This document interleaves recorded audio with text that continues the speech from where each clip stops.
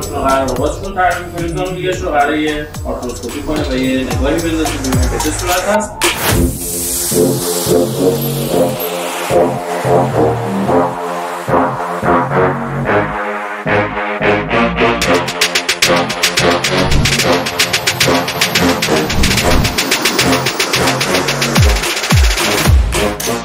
خب اگه نگاه کنید عضله کاملا سفت، من فشار میدم پاتون رو خم کنید و میزان خم کردن هم تقریبا کامل شده دیگه. تقریبا میشه گفت فیزیوتراپیشون 80-90% کامل شده. این راه رفتنشونه، یعنی 2 هفته بعد از عمل ACL جفت زانوهاشون که با هم آمد کامل دارن.